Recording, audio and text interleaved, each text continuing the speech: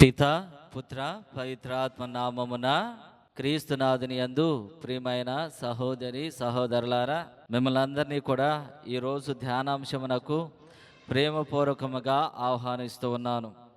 మత్తయి శుభవార్త 11వ అధ్యాయము 20వ వచనము నుండి 24వ వచనం వరకు. యేసు తాను అనేక అద్భుతములను గావించిన పట్టణములను ఖండింపనారంభించెను. ఏలైనా ఆ పట్టణవాసులలో పరివర్తనము కలుగలేదు. అయ్యో కొరాజీను పురమా, అయ్యో బెత్సయిదా పురమా, మీ అందు చేయబడిన అద్భుత కార్యములు తూరు సీదోను పట్టణములో జరిగి ఉండినచో ఆ పురజనులు ఎప్పుడో గోనె పట్టలు కప్పుకుని బూడిద పూసుకుని హృదయ పరివర్తనము పొంది ఉండేది వారే. కావున తీర్పు దినమున మీ స్థితి కంటే తూరు సీదోను వాసుల స్థితియే మేలైనదిగా ఉండునని నేను మీతో చెప్పుచున్నాను. ఓ కపర్నాము పురమా, నీవు ఆకాశమునకు ఎత్తబడవలెనని ఆశింపలేదా? నీవు పాతాళమునకు పడద్రోయబడిదవు. నీ అందు చేయబడిన అద్భుత కార్యములు సొదొమ పురమునందు చేయబడి ఉన్నచో అది నేటి వరకు నిలిచి ఉండేది. తీర్పు దినమున నీ స్థితి కంటే సొదొమ వాసుల స్థితియే మేలైనదని నేను నీతో చెప్పుచున్నాను. ఇది క్రీస్తుని సువిశేషము. క్రీస్తువా మీకు స్తుతి కలుగునగాక.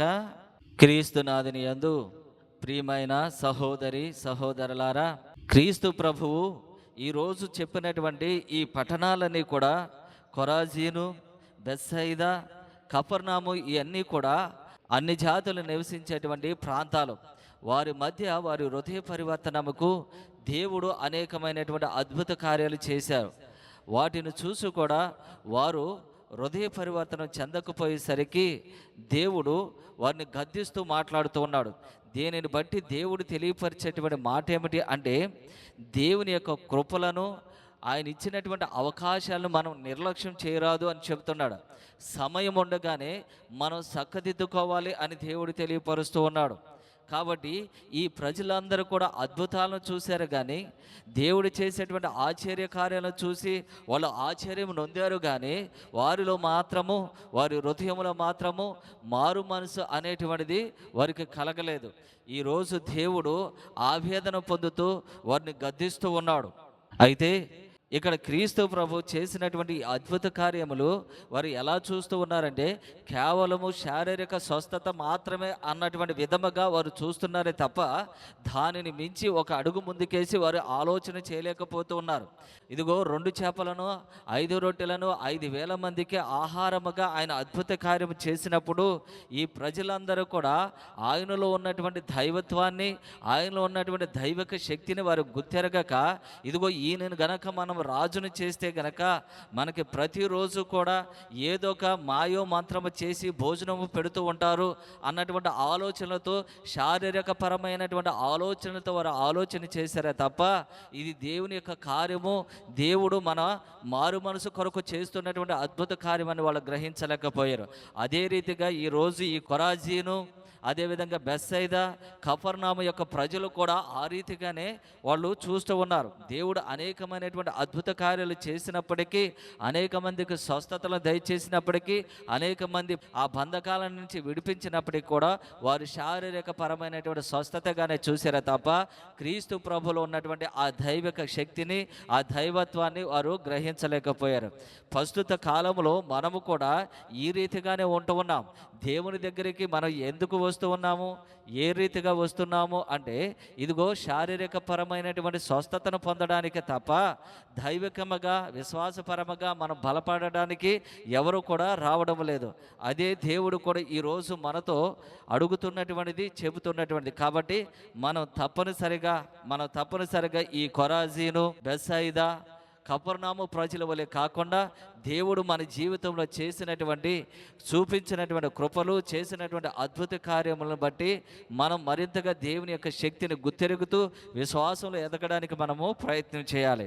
తర్వాత రెండవది, ఈ ప్రజలు గ్రహించవలసినటువంటిది ఏమిటి అంటే, ఇదిగో దేవుని యొక్క వాక్యాన్ని వారు వింటూ ఆయన చేసినటువంటి ప్రతి అద్భుత కార్యాన్ని కళ్ళారా చూస్తూ అయినప్పటికీ కూడా మారు మనసు పొందకపోవడం అనేటువంటిది చాలా ప్రమాదకరమైనటువంటిది. అదే రీతిగా మనము కూడా దేవాలయానికి వస్తూ దేవుని యొక్క వాక్యాన్ని ఆలకిస్తూ కానీ నిజమైనటువంటి క్రైస్తవ జీవితం జీవించకపోవడం అనేటువంటిది చాలా ప్రమాదకరమైనటువంటిది. కాబట్టి ఈ విధముగా ఆనాడు ఆ ప్రజలు జీవించినందుకు దేవుని యొక్క కోపానికి, ఉగ్రహానికి గురవుతున్నారు. మనము కూడా ఆ రీతిగా ఉన్నట్లయితే గనక మనము కూడా దేవుని యొక్క కోపానికి మనం గురవుతూ ఉంటాము.